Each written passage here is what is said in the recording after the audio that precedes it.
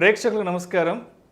April 15, 16 తేదీల్లో అంటే శనివారం, ఆదివారం ప్రముఖ స్టాక్ మార్కెట్ అనలిస్ట్ సుందర రామి రెడ్డి గారు ఆప్షన్స్ ట్రేడింగ్ మీద ఆన్లైన్ వెబినార్ కండక్ట్ చేయబోతున్నారు. దీనికి 3,000 రూపాయలు ఫీజు పే చేయవలసి ఉంటుంది. ఆసక్తి ఉన్నవారు ఈ కింద స్క్రోల్ అవుతున్న నంబర్కి కాల్ చేసి మీ రిజిస్ట్రేషన్స్ను వెంటనే పూర్తి చేసుకోగలరు.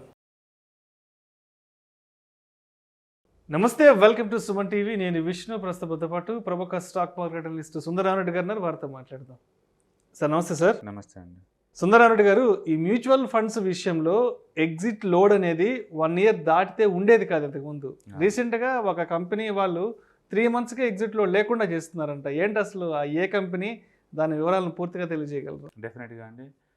ఎడర్లైజ్ మ్యూచువల్ ఫండ్స్ అండి. ఓకే. వాళ్ళ దగ్గర కొన్ని పాపులర్ మ్యూచువల్ ఫండ్ స్కీమ్స్ని అండ్ 3 మంత్స్ తర్వాత మీరు ఎగ్జిట్ అయితే, అంటే 90 డేస్ తర్వాత ఎగ్జిట్ అయినా లోడ్ కట్టే పని లేదు. సో మామూలుగా ఏంటంటే మ్యూచువల్ ఫండ్స్లో 1 ఇయర్, మరి ఏ టైప్ మ్యూచువల్ ఫండ్ తీసుకున్నా సరే 1 ఇయర్ లోపు కనుక మీరు క్లోజ్ చేశారనుకోండి 1% పెనాల్టీ లాగా ఎగ్జిట్ లోడ్ తీసుకుంటారు. సో టోటల్ అమౌంట్ అయితే ఎంత ఉందో అందులో 1% తీసుకుంటారు వాళ్ళు. అయితే ఈ ఫండ్ మాత్రం 90 డేస్ ఉంటే చాలు. కొన్ని స్కీమ్స్కి 90 డేస్ ఉంటే అది దాటిన తర్వాత ఎగ్జిట్ లోడ్ ఏమి ఉండదు. ఓకే. అంటే మామూలుగా అయితే మనం బేసికల్గా ఈ ఎగ్జిట్ లోడ్ చూసి చాలామంది మనం ఈటీఎఫ్ని ఇండెక్స్ ఫండ్స్కి వచ్చేస్తారు. అందరు షార్ట్ టర్మ్లో కావాలంటే లాంగ్ టర్మ్ మ్యూచువల్ ఫండ్స్కి వెళ్తారు. రాను ఏంటంటే ఈ ఈటీఎఫ్స్లో ఉన్న ఫ్లేవర్స్ని కూడా మ్యూచువల్ ఫండ్ వాళ్ళు దగ్గర తీసుకొస్తున్నారు. ఇంతకుముందు రెగ్యులర్ డైరెక్ట్ ఉండేవాళ్ళు, అందరూ తెలిసిపోయింది డైరెక్ట్ మ్యూచువల్ ఫండ్ తీసుకుంటే 1% కమిషన్ మిగిలిద్దని. ఓకే, ఇప్పుడు ఈ ఎగ్జిట్ లోడ్ కూడా ఎత్తేస్తున్నారు అనుకోండి వీళ్ళు కూడా. ఈ కూడా ఈటీఎఫ్ దగ్గరలోకి వచ్చేస్తుంది అనమాట. ఎందుకంటే పర్ఫార్మెన్స్ అయితే బాగుంటాయి మ్యూచువల్ ఫండ్స్కి. బట్ అదే టైంలో ఈ 1 ఇయర్ ఎగ్జిట్ లోడ్ వల్ల చాలామంది దూరంగా ఉంటారు. ఈ షార్ట్ టర్మ్ కోసం ఏంటంటే ఈటీఎఫ్ తీసుకుంటారన్నమాట. ఇక ముందు ఈటీఎఫ్ తీసుకునే ముందు 1-2 సార్లు ఆలోచించుకోవచ్చు. ఎందుకంటే 90 డేస్ దాకా ఉంచుకోదలుచుకుంటే మ్యూచువల్ ఫండ్స్ కూడా నీకు ఎగ్జిట్ లోడ్ లేదు, బయటికి పోవచ్చు మీరు ఇప్పుడు కావాలంటప్పుడు. అంటే దాని మీద ఏంటంటే రాను ఈ పబ్లిక్ యొక్క ఆ షార్ట్ టర్మ్ ఇన్వెస్ట్మెంట్ మెథడాలజీ బేస్గా తీసుకొని మ్యూచువల్ ఫండ్స్ కూడా కొంచెం ఇన్నోవేటివ్గా థింక్ చేస్తున్నాయి. ఒకప్పుడు మ్యూచువల్ ఫండ్స్ అన్ని long term by and hold లాగా ఉండేవాళ్ళు. అదే క్వాంటమ్ మ్యూచువల్ ఫండ్ వచ్చిన తర్వాత ఏంటంటే అది ఆల్గోరిథం సాఫ్ట్వేర్స్ వాడి అంత క్వాంటమ్ మెథడ్స్ యూజ్ చేసేసి ఎక్కువ జనరేట్ చేస్తుంది. దాంతో కొంచెం మోడిఫికేషన్ వచ్చింది ఇండస్ట్రీ.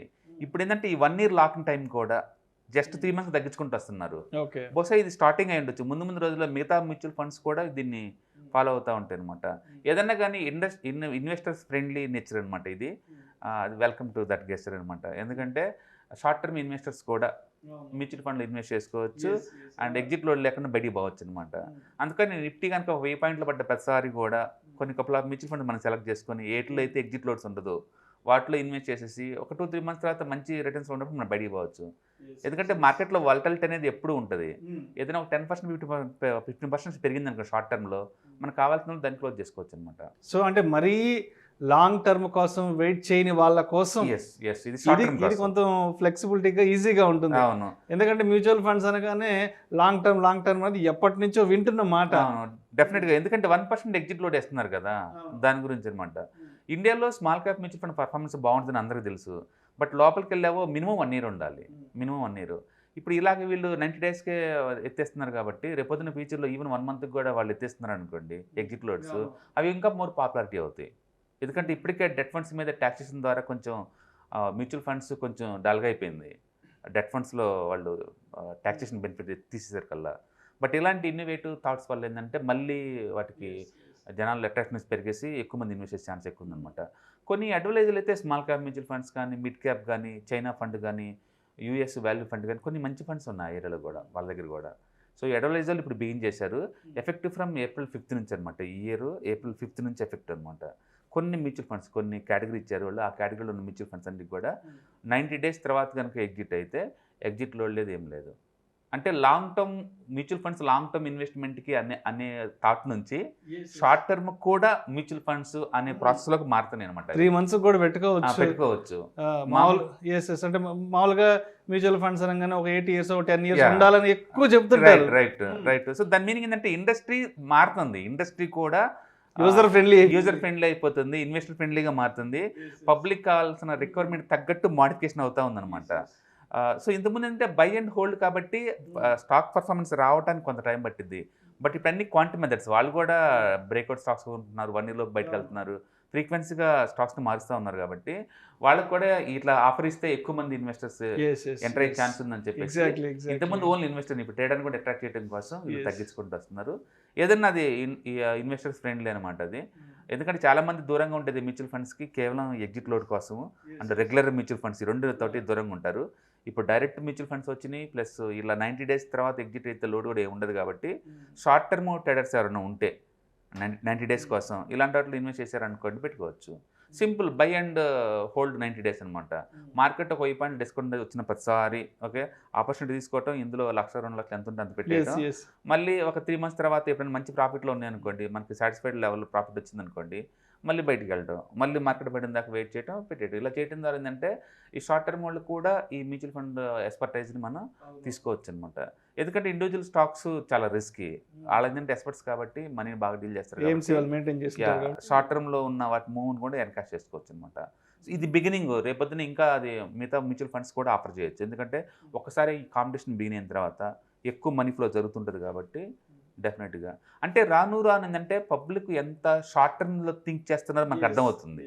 ఎందుకంటే మ్యూచువల్ ఫండ్ ట్రెడిషనల్గా by and hold long term అంతే ఇన్వెస్ట్ చేసి మర్చిపోవాలి ఒక 10-15 years. అవును, అలాంటి వాళ్ళు కూడా ఇలా థాట్ చేస్తున్నారు అంటే వాళ్ళు వెనక బ్యాక్గ్రౌండ్లో బోల్డ్ రీసెర్చ్ చేస్తారు, పబ్లిక్ ఒపీనియన్ తీసుకుంటారు ఏదైనా పాలసీని ఫ్రేమ్ చేసేటప్పుడు.